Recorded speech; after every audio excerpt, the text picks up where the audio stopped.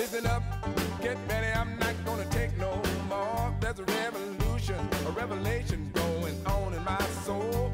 Buckle up, get ready, we're not gonna sit back. Well, welcome back to Live from the Heartland for the week of June 24th. This is number 158 since the beginning of the pandemic. And I'm really honored to bring on someone who I haven't ever met before, but I've been learning about him and the good work he does. It's the one and only Victor Salvo, the co-director and co-founder of the Legacy Project. How are you, Victor? I'm doing very well. How are you, Michael? I'm good. How about telling the listeners, the viewers, about the Legacy Project?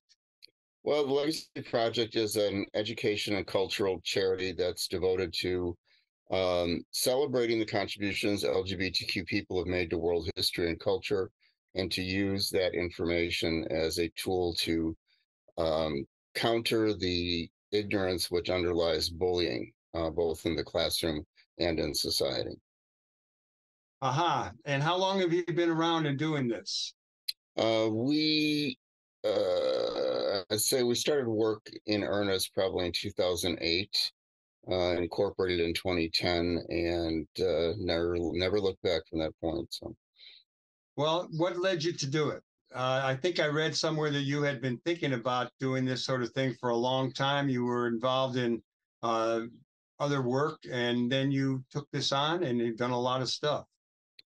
Yes, I was involved heavily in electoral politics and in early gay activism, shall we say, going back to the time of the AIDS crisis, and was inspired at the National March on Washington for what we referred to at that time as lesbian and gay civil rights. We had not quite matured enough to embrace the B and the T and the Q and all the other alphabets that came upon it afterwards. But at that particular march, I was inspired by the first installation of the Names Project, AIDS Memorial Quilt.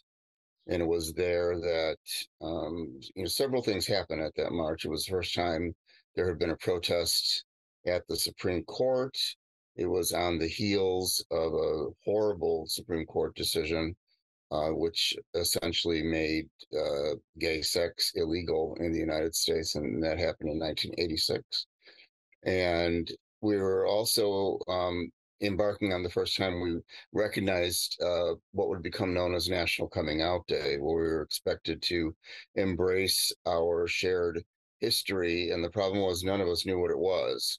And I kind of put it all together and thought to myself, we're living history right now is unfolding right in front of us. There were 800,000 people at that march. And now there's a plague that's going to kill every single person here. Yet we're asked to remember our legacy. None of us knows what it is. Who's going to remember who came before us when we're gone if we don't know ourselves? So that was the catalyst of my idea to create an outdoor space complete with bronze memorials that would mark contributions that we had made throughout history, as a way to share the information with future generations, because we truly believe we were all going to die, that there was no thought of a cure or any kind of getting to zero thing at that time. We really Victor, well, one of the things I don't know about that Supreme Court decision. Can you elaborate on that a little bit? That in '87, the Supreme Court basically outlawed gay sex. It was the Hardwick. It was the Hardwick decision in 1986. Actually, it came down in June of '86. That was predicated on there was no. Ultimately, the reading was there was no constitutional right to engage in sodomy. Therefore, it was perfectly legal for any state so inclined to make effectively gay sex illegal in that state. And many states still had and still have their sodomy laws on the books. So this happening at the exact same time that AIDS was starting to kill us sent a very powerful, very complex message both to us and to society at large. And considering that gay people had always been, because of being closeted, the only knowledge of us was always predicated on a sex act. Um, we were reduced to a sex act in the minds of most people, and then that sex act was rendered illegal. So it essentially negated our right to exist. Is that law still on the books? I mean, or did the Supreme Court ever do anything better than that? I mean, it's been rough lately. In 2003, the Lawrence decision, Lawrence v. Texas, overturned Hardwick. And that was the case that was the first time um, LGBTQ people were categorized as a, quote, class of persons, which is an extraordinarily important legal distinction because it rendered us to being thought of as a protected class the same way race, age, gender, and all these other things are typically considered to be protected classes. So when Lawrence was ruled, it overturned Hardwick, but it was 17 years in between the two court decisions. And today there are, I believe, still 14 states that never removed their sodomy laws from their state statutes. And I know that one of the principal targets of the current Supreme Court is to reinstate sodomy laws in the United States by striking down the Lawrence decision, because Lawrence was predicated on the right to privacy, and the right to privacy was an evolution of Roe v. Wade. Now that Roe v. Wade has been overturned, there technically no longer is a right to privacy in the United States. So they're going to make those sodomy laws active again in those 14 states. And from there, you will see the move to overturn same-sex marriage, because same-sex marriage will be predicated upon a sex act that's illegal in those states. So Wow. this is I've been paying attention for a long time. None of this is an accident. As the father of two gay kids, I'm really always interested in learning more and more. And I know about Stonewall. I wondered if there's any sort of Chicago history that you might want to share about gay activism in this city. Uh, to a place now where we had a gay mayor. We have plenty of. It just seems like there are a lot of gay people around and doing good stuff. How did that come to be? Chicago gay history is actually extremely rich and has been punctuated by certain things, not the least of which, of course, was the AIDS crisis here in Chicago, which reshaped the community politically and turned it into a political powerhouse from which everything else that has happened has flowed. Um, we also, in the early days, just even going back to the time of Stonewall, interestingly enough, the year after the Stonewall riot, when technically the first gay pride parades all took place in Los Angeles, Chicago, New York, and San Francisco to commemorate the 1 year anniversary.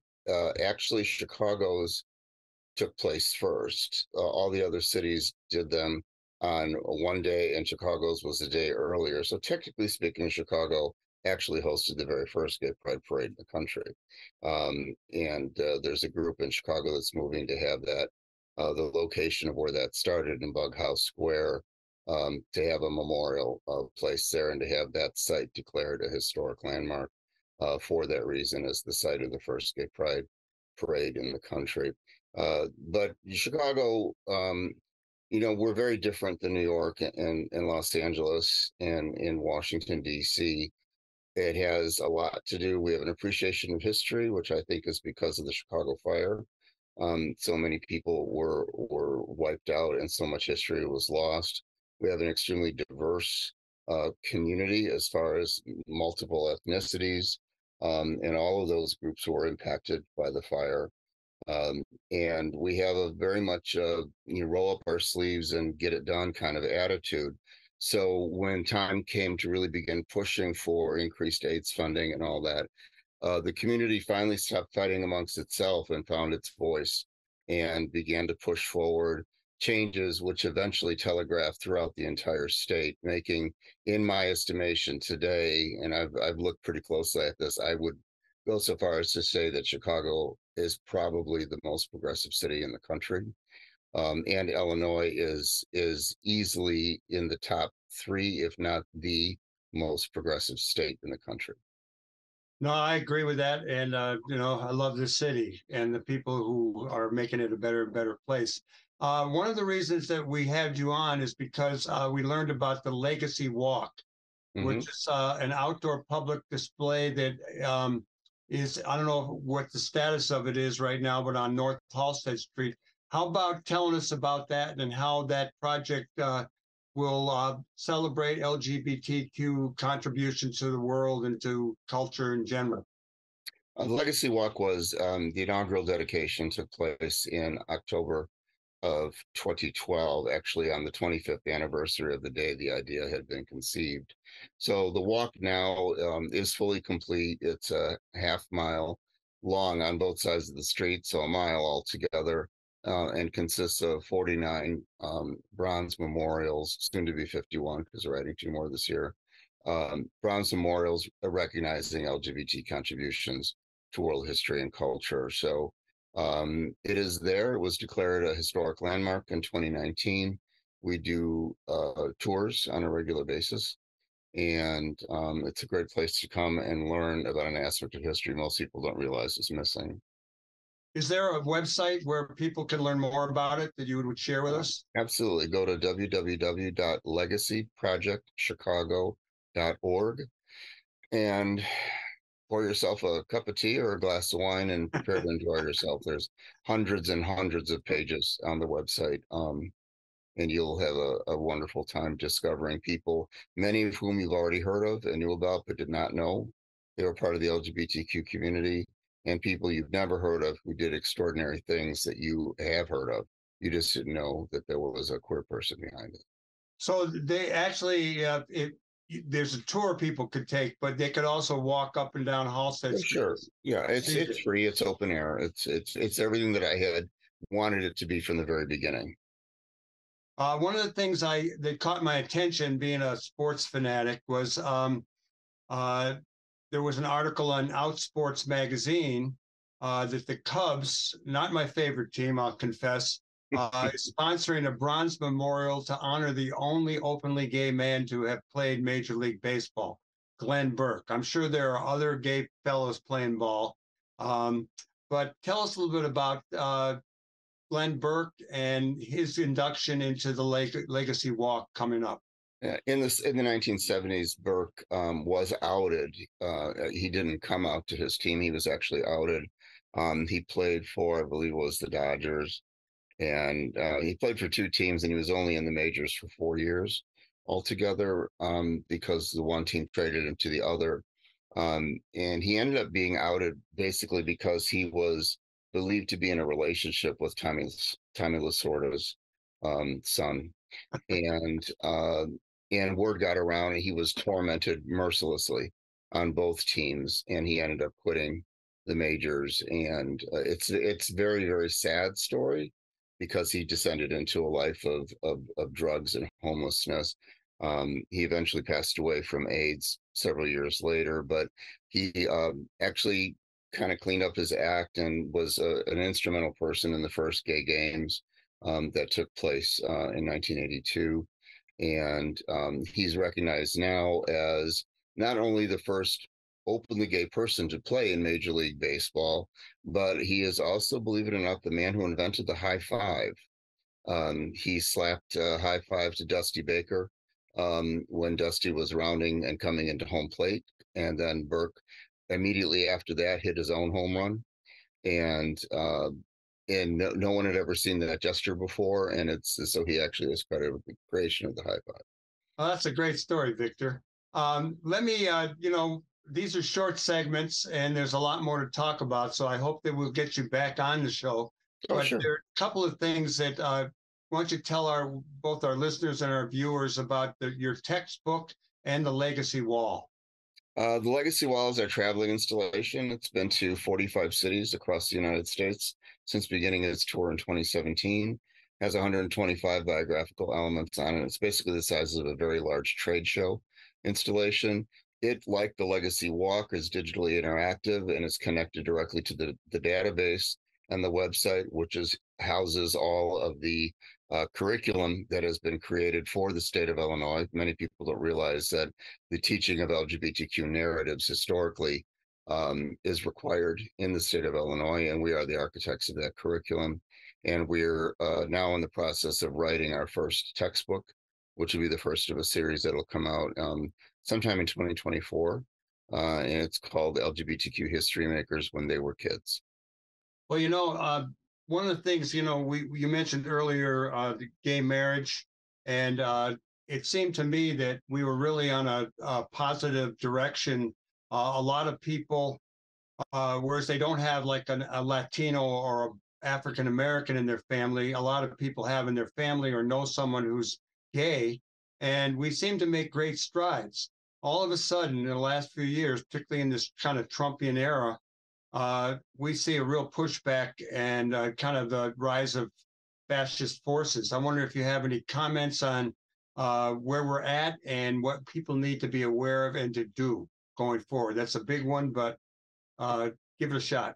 Well, yes, it is a very big one. And I'm somewhat reluctant to speak about politics just because we're a charity and we risk our charitable status to make a commentary. I will say that I have been through this before. The gay community was never more vulnerable than when 1 out of every 4 gay men was dying. And every single force in the country, political, social, religious, was poised against us. We have never been so hated, so marginalized, so crippled, so behind the 8 ball as we were during the AIDS crisis. Nothing that is happening today even remotely comes close to what was happening to this community during the AIDS crisis. We won. We won that war. We are the only group that has ever gone up against the religious right and won. So the issue why things are becoming what they are right now is because we have already won the culture war. That's over with. And now they're going after trans people and drag queens and going on about the children. And all of that is really just because most people just don't know a trans person. And they don't know anybody who does drag, and generally speaking. Whereas, as you said correctly, pretty much every single person in the country knows somebody who's gay, whether it's a relative or a friend or a coworker or whatever. So they can't really come after gay people overtly, though they will be. That's there's no real comfort there. They're just going after trans folks now because they're most vulnerable. And all of this is really about, in my estimation, the attempt to convert the United States into a theocracy, and to alter the Constitution literally into a form of Sharia law that follows a very, very narrow and extremely conservative interpretation of biblical teachings. And this is their last hurrah. This is it. The 25% of people under the age of 24 are identifying as queer. 25%. Wow. That is enough to carry. That is enough to carry every election from now going forward. If they do not succeed in actually taking over this country in the next 2 to 3 years, let's say 2024 presidential election, and they have people in place all throughout the government, from the Supreme Court all the way down to the school boards. If they do not succeed in taking over the country and dismantling the basic tools of democracy, they will never do it because they simply do not represent the majority of Americans. They don't even represent the majority of conservatives. They are a very, very tiny sect with a great deal of outsized influence, and they're fighting for their existence because somehow they've convinced themselves that that they're the ones being targeted, when the truth of the matter is all they do is target other people. So I'm actually confident that we will win this fight. It's just going to be very long and it's going to be very difficult. And I think gay people are going to rise to the occasion and be extremely pivotally important on behalf of the entire country. No, they're pretty political. Yeah. I know my kids are. Yeah. Victor Salvo, I really want to thank you for coming on live from the Heartland. I hope to meet you in person. I'm sure we've been in the same room together, maybe at some same weddings. But I'm going to look forward to having you back on the show because there's a lot more to talk about. Great. I'd look forward to it as well. Thank you so much for having us on. Happy. Thank you.